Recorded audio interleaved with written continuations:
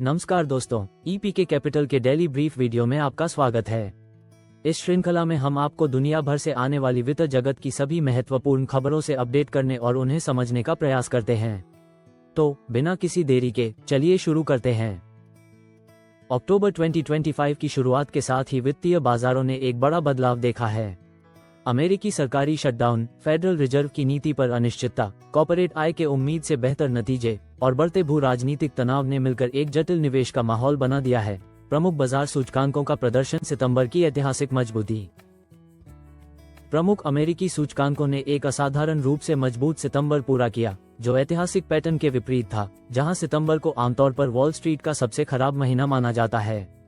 S&P 500 ने सितंबर के लिए 3.3% की बढ़त हासिल की, जो 2010 के बाद से इसका सबसे अच्छा प्रदर्शन है। सूचकांक मंगलवार को 6688.46 पर बंद हुआ, जिससे ये लगातार पांचवी मासिक बढ़त हासिल कर सका। डाउ जोन्स इंडस्ट्रियल एवरेज ने 1.7% की सितंबर बढ़त के साथ 46,397.89 पर बंद होकर एक नया रिकॉर्ड उच्च स्तर हासिल किया। नैस्डैक कंपोजिट महीने के लिए 5.3% उछलकर 22,660.01 पर पहुंच गया, जो 2010 के बाद से इसका भी सबसे अच्छा सितंबर रहा। विशेष रूप से रसेल 2000 स्मॉल कैप इंडेक्स ने एक महत्वपूर्ण मील का पत्थर तोड़ा। नवंबर 2021 के बाद पहली बार रिकॉर्ड उच्च स्तर पर बंद हुआ और बिना किसी नए रिकॉर्ड के लगातार 967 कारोबारी दिनों के सिलसिले को समाप्त किया। अक्टूबर की कमजोर शुरुआत। हालांकि द 1 अक्टूबर के कारोबार में तत्काल दबाव दिखा, जिसमें S&P 500 वायदा 0.7% नीचे, नैस्डैक 100 वायदा 0.9% नीचे और डॉव वायदा 0.4% गिर गया, जो सरकारी शटडाउन से उत्पन्न अनिश्चितता को दर्शाता है। सरकारी शटडाउन संकट, तत्काल प्रभाव। अमेरिकी सरकार द 1 अक्टूबर 2025 को सुबह 12:01 बजे EDT पर आधिकारिक तौर पर बंद हो गई, जो 2018-2019 के बाद पहला शटडाउन है।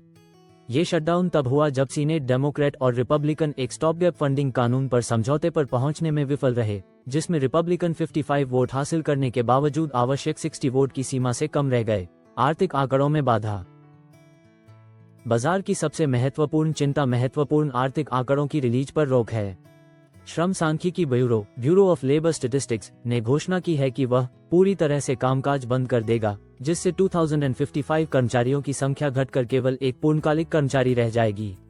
इसका मतलब है कि शुक्रवार की महत्वपूर्ण सितंबर नौकरियों की रिपोर्ट में देरी हो सकती है या उसे पूरी तरह से रद्द किया जा सकता है। फेड नीति पर प्रभाव। आंकड़ों का यह अभाव फेडरल रिजर्व के नीति निर्माताओं के लिए उनकी 29 अक्टूबर की बैठक से पहले महत्वपूर्ण चुनौतियां पैदा करता है। जब प्रमुख रोजगार और मुद्रास्फीति संकेतक अनुपलब्ध हों तो फेड का मौद्रिक नीति के प्रति डेटा निर्भर दृष्टिकोण जटिल हो जाता है। पैमाना और लागत। कांग्रेस के बजट कार्यालय का अनुमान है कि लगभग 750,000 संघीय कर्मचारियों को प्रतिदिन बिना वेतन के छुट्टी पर भेज दिया जाएगा, जिससे करदाताओं पर मुआवजे की लागत के रूप में प्रतिदिन लगभग $400 मिलियन का खर्च आएगा। फेडरल रिजर्व नीति का परिदृश्य। हालिया दर कटौती। फेडरल रिजर्व ने सितंबर में ब्याज दरों में 25 आधार अंकों की कटौती की, जिससे फेड फंड्स रेट 4.004.25% हो गया। ये दिसंबर के बाद पहली दर कटौती थी, जिसमें नवनियुक्त गवर्नर स्टीफन मिरान ने 50 आधार अंकों की बड़ी कटौती के पक्ष में असहमति जताई। भविष्य के लिए मार्गदर्शन। फेड अध्यक्ष जेरोम पॉवेल ने जोर देकर कहा है कि नीति पहले से तय रास्ते पर नहीं है और डेटा पर निर्भर रहेगी। फेड के अनुमानों से पता चलता है कि साल के अंत तक 2 अतिरिक्त 25 आधार अंकों की कटौती की जाएगी। बाजार की उम्मीदें। बाजार अक्टूबर की बैठक में एक और 25 आधार अंकों की कटौती की 87.7% संभावना मानकर चल रहे हैं। हालांकि सरकारी आर्थिक आंकड़ों की कमी इस दृष्टिकोण को जटिल बना सकती है। कॉर्पोरेट आय की मुख्य बातें। नाइक की वापसी, मजबूत प्रदर्शन। नाइकी ने असाधारण पहली तिमाही के नतीजे दिए, जिसमें राजस्व 1% बढ़कर $11.72 बिलियन हो गया, जो लगभग $11 बिलियन के विश्लेषकों की अपेक्षाओं को काफी पीछे छोड़ गया। प्रति शेयर आय 49 सेंट्स ने 27 सेंट्स के आम सहमति के अनुमानों को पार कर लिया, बावजूद इसके कि यह पिछले साल के 70 सेंट्स से कम थी। रणनीतिक प्रगति। सीईओ इलियट हिल की टर्नअराउंड रणनीति शुरुआती सफलता दिखा रही है, जिसमें थोक राजस्व 7% बढ़ा है क्योंकि नाइकी खुदरा भागीदारों के साथ संबंधों को फिर से बना रही है। इन्वेंट्री प्रबंधन में साल दर साल 2% की कमी के साथ सुधार हुआ। आगे की चुनौतियां। नाइकी टैरिफ से चुनौतियों का सामना कर रही है, जिससे लगभग $1.50 बिलियन की अतिरिक्त वार्षिक लागत पैदा होने की उम्मीद है। ग्रेटर चाइना में राजस्व 10% घटा, जो उस बाजार में चल रही कमजोरी को दर्शाता है। क्रिप्टोकरेंसी बाजार की गतिशीलता। बिटकॉइन का अक्टूबर सेटअप। बिटकॉइन सितंबर में लगभग $113,100 पर बंद हुआ, जिसमें 4.5% की मासिक बढ़त दर्ज की गई। सितंबर का ये सकारात्मक प्रदर्शन ऐतिहासिक रूप से महत्वपूर्ण है, क्योंकि जिन वर्षों में सितंबर में बढ़त होती है उनमें आमतौर पर Q4 चौथी तिमाही में 53% से अधिक का रिटर्न देखने को मिलता है, जिसमें अक्टूबर में औसतन 21.8% की बढ़त होती है। संस्थागत स्वीकरण। बिटकॉइन ETFs में 30 सितंबर को $430 मिलियन का शुद्ध अंतर्वाह देखा गया, जबकि इथेरियम ETFs ने $547 मिलियन के अंतर्वाह के साथ अपने बहिर्वाह के सिलसिले को समाप्त किया।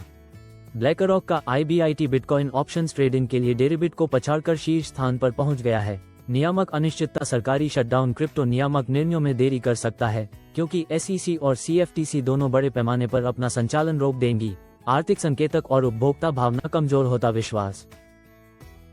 उपभोक्ता विश्वास सितंबर में 3.6 अंक गिरकर 94.2 पर आ गया, जो अप्रैल के बाद का सबसे निचला स्तर है।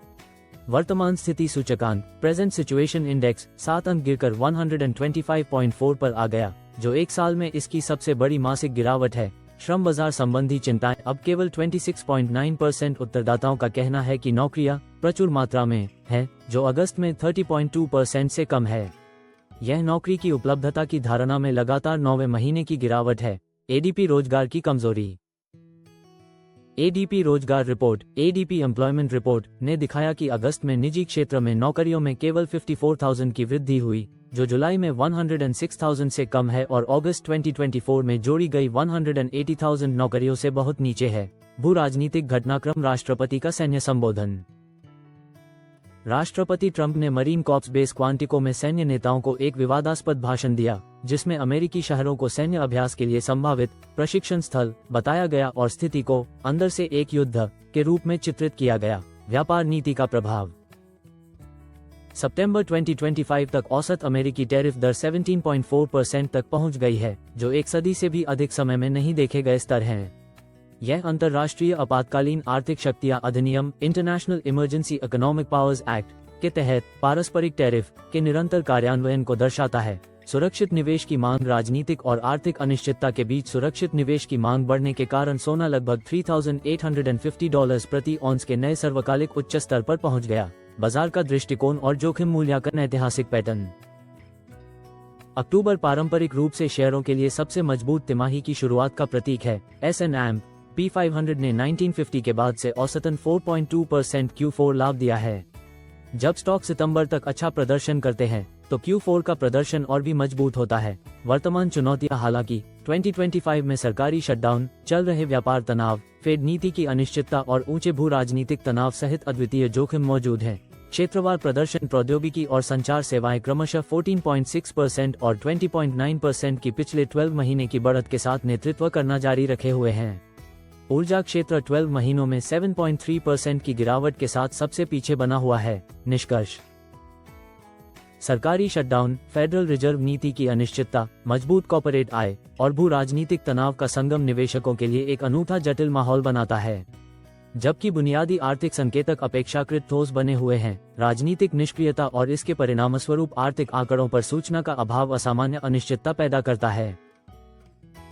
ध्यान में रखने वाले मुख्य कारकों में शटडाउन की अवधि, वैकल्पिक आर्थिक डेटा स्रोत, कॉर्पोरेट आय के परिणाम और डेटा सीमाओं को देखते हुए फेड के संचार शामिल हैं। ऐतिहासिक मौसमी पैटर्न को देखते हुए क्रिप्टोकरेंसी बाजार का अक्टूबर सेटअप विशेष रूप से दिलचस्प लगता है। हालांकि नियामक अनिश्चितता निकट भविष्य में जटिलता बढ़ाती है। और इस वीडियो के लिए हमारे पास बस इतना ही था। देखने के लिए धन्यवाद। अगर आपको यह वीडियो मूल्यवान लगा तो कृपया लाइक बटन दबाएं, हमारे चैनल को सब्सक्राइब करें। बस एक छोटी सी याद कि यह वीडियो केवल शैक्षिकी उद्देश्य के लिए है और इसे वित्तीय सलाह नहीं माना जाना चाहिए।